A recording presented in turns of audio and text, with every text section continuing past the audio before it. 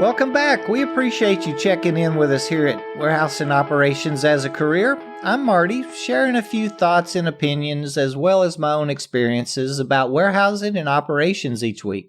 If you've checked out a couple of our shows, you've probably picked up on the idea that I really enjoy the industry. I love discussing its opportunities, its many tasks, and turning those jobs into careers as well. It was brought to my attention that I've mentioned the department or task of inventory control several times recently, so I thought we'd talk a little bit about that today. Many people assume that inventory control is really purely an AP, AR position or a task of the finance department. While true, the dollars or the product's cost and worth is really in their wheelhouse, these days, at least in the large production or distribution environments, we in the warehouse play a very significant role. Through item counts to identify shorts or not on truck and misshipped issues, to cycle counts, repacks or repack areas, and verifying warehouse and driver damages, all the way through the operational shrink, really. Many years ago, well, not that long ago, I guess, inventory was actually kept on little file cards. When product came in, it would be recorded on a card, maybe in a flip card binder, with the date it came in or was received. Then as product was sold, it'd be recorded with the date of sale, the quantity, maybe even an invoice number would be attached to it or recorded. Kind of a running record, if you will. Product and quantity that was received, quantity sold, and of course any damages or shrink would be deducted and noted on there as well. We've come a long way since those days. This is one of those departments, one like most, thankfully, that has really benefited from technology, computers, and systems. There's so many things that can affect our inventories, receiving errors, and they're rare these days due to how we receive and verify merchandise through SUPC and item codes and things like that. That can be verified using systems and scan equipment, though. Then, of course, we have warehouse shrink. Shrink includes things like damages that occur through the unloading process, hauling or running of the pallets or forklift functions, even the selection process, loading, all the way to the delivery, actually. Another component of shrink is sometimes spoilage, product that may go out of date due to misrotation through slotting or not rotating the item with strict FIFO or first in, first out processes. In my opinion, or from the ops perspective, I guess, there's really two types of spoilage accounting. The warehouse side that we just spoke of, and then a procurement or merchandising side such as overbuying, and sometimes it can land in a sales bucket or account due to it not moving quick enough, or the sales forecast might have been incorrect or has changed somehow.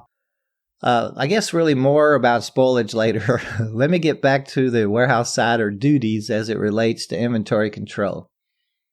Today's distribution centers and production facilities as well will probably be utilizing some kind of an inventory system. There's really hundreds of them out there and available. Many of our larger companies have their own proprietary systems.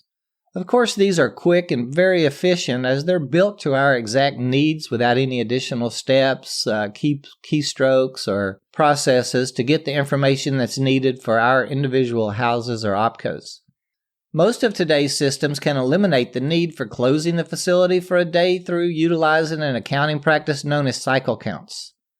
Now, not being an accountant myself, I won't venture into the rules and regulations governing accounting really at all, but we can discuss what cycle counting means to us on the floor or as warehouse men and women. I used to hate inventory days. We literally would have to close the facility for the entire day, usually over the weekend, and literally counted every box in the warehouse by item and by pallet. It was quite the process. Salesmen, merchandisers, actually everyone would come in. We'd each be assigned aisles and would take off counting every case. We'd bring the case count sheets to a control table where the items, everything would be added up and tallied right there. Then we'd get more sheets and go out, count different items, or sometimes be sent back out to recount something that others had already counted and maybe got a bad count. It'd be a very long day. A very inefficient system time-wise, but hey, that's how it used to be done. Today, cycle counts are a daily function. very efficient, and they help identify and capture even how a loss has occurred. In many facilities, especially the larger centers, the finance department will send a set or a list of items to be counted every day to an inventory control person to go out to the aisles and count the cases. Most of these facilities will be utilizing a directed system, meaning the system will give us the pick slots and the reserve locations to find the product in and verify that that count is as recorded. The counts are assigned in such a manner that in a year or every 6 months or every quarter, whatever your particular accounting responsibilities are, every item will be counted and inventory will be in sync and it's accounted for. Other counts that could be given to us may be to determine whether a case that transportation said was short or not on the truck was actually selected at all.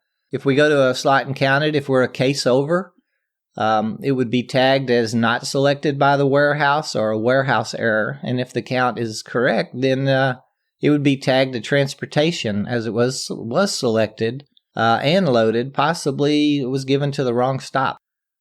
Then, of course, all damages have to be recorded as well. We'll have an assigned area to drop off any damaged products so inventory control can deduct it properly and assign that error to the correct cost center, or cost it out to the proper task like unloading, hauling, or pallet running, the forklifts, pretty much any area that touches the case.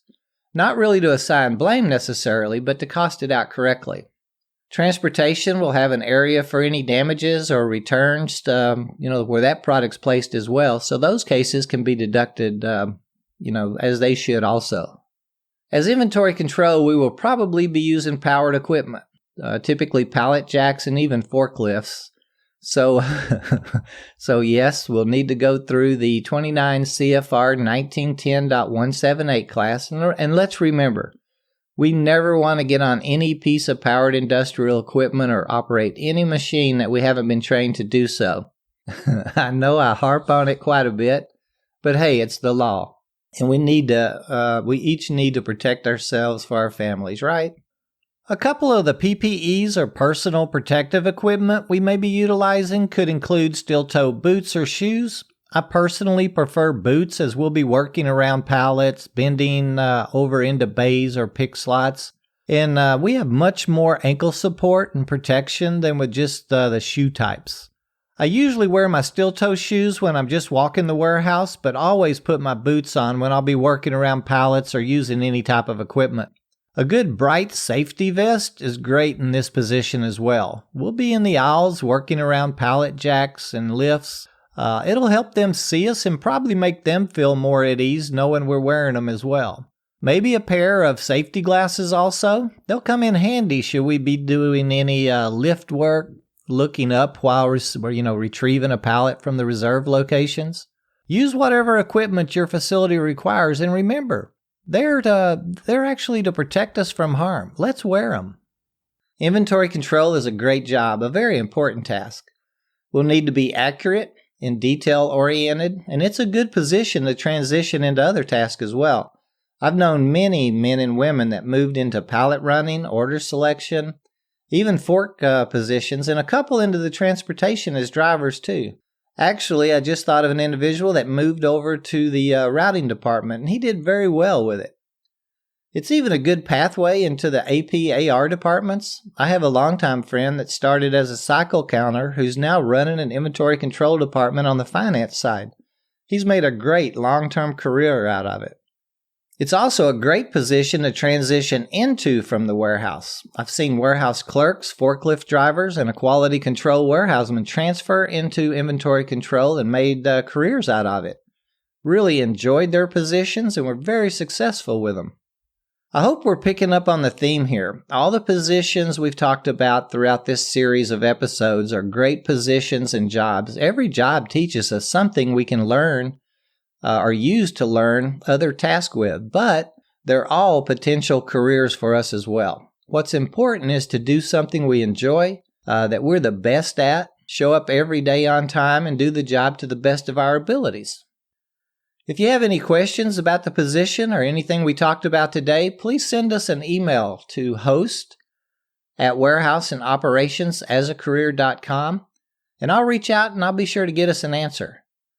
As always, feel free to share your experiences on our Facebook and Twitter feeds, and catch up on any missed episodes on iTunes, Google Play, or TuneIn Radio, or the website at wheelhouseandoperationsasacareer.com. Please remember, safety is our first concern, our first responsibility in any position.